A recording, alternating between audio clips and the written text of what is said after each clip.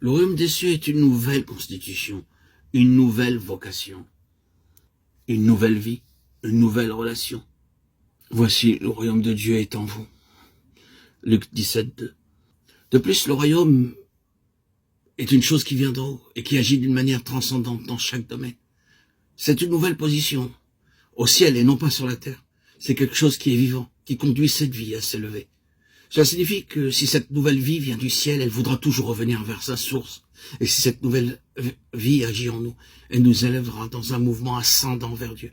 Elle travaillera afin de nous faire ressentir tout d'abord que ce monde n'est pas notre domicile. Il l'était avant cela. Tout nous y attirait jusqu'à que quelque chose d'autre arrive. Nous ne voyons rien au-delà de cet horizon terrestre. Maintenant, nous ne lui appartenons plus. Nous appartenons à quelque chose d'autre. Et d'une étrange manière, nous avançons sur nous, et chaque fois, davantage plus loin de cette terre. Nous trouvons de moins en moins bien ici-bas chaque jour. Vous êtes dans le royaume si vous avez quelque chose qui ressemble à cette expérience.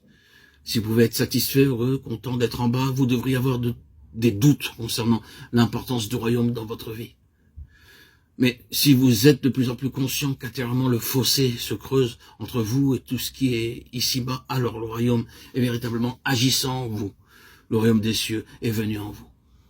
Le royaume vient et il progresse toujours.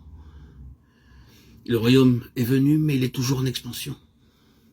Nous y sommes entrés, mais nous devons y entrer toujours. Il y a un petit mot à la fin de la lettre aux Hébreux, c'est pourquoi recevons un royaume inébranlable. Hébreux 12, 28.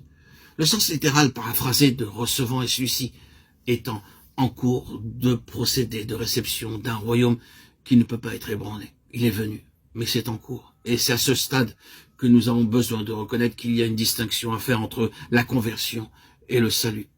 Est-ce que vous avez jamais fait cette distinction? Il y a toute une différence entre la conversion et le salut. La conversion est une crise, quelque chose qui est arrivé peut-être soudainement, à un certain moment, qui s'est accompli. Le salut, c'est quelque chose qui a commencé. Cependant, vous trouvez aussi que le Nouveau Testament déclare « Parce que vous obtiendrez le salut de vos âmes pour prix ou au terme de votre foi » 1 Pierre 1,9, indiquant ainsi que ce salut est encore à venir. Certains ont bâti une doctrine fausse sur cela, enseignant que vous ne pouvez pas savoir que vous êtes sauvés jusqu'à ce que vous parveniez à la fin, parce qu'il en est parlé au futur. Mais nous sommes sauvés et nous serons sauvés. Nous sommes entrés dans le royaume par la conversion, mais le salut est une bien plus grande chose que la conversion. Oh, le salut est une chose vaste, c'est seulement un autre mot pour le royaume. Le royaume progressant sans cesse. Un bébé spirituel qui a juste reçu la vie divine n'a pas tout obtenu, sauf potentiellement. Il a la conversion, il a la nouvelle naissance. Est-ce que vous diriez qu'un petit bébé possède tout ce qu'il serait en droit d'avoir? Potentiellement oui, tout est là, mais pas en expérience, pas dans la vie. Combien il doit encore avoir une réelle connaissance de tout ce que cette vie implique, de tout ce qu'elle signifie et vers quoi elle peut conduire, de toutes les capacités qui sont dans cette vie. C'est la différence qui existe entre la conversion et le salut. Le royaume est un vaste royaume. Son règne est un règne éternel. Daniel 4.3. Donné à l'empire de l'accroissement, il n'aura pas de fin. Ésaïe 9.7. Pas de fin veut dire simplement éternellement. Expansif. Est-ce que vous pouvez en faire juste une question géographique? Sûrement pas. Cela doit être spirituel, avec des ressources inépuisables et vastes, procédant de Dieu pour ses propres gens.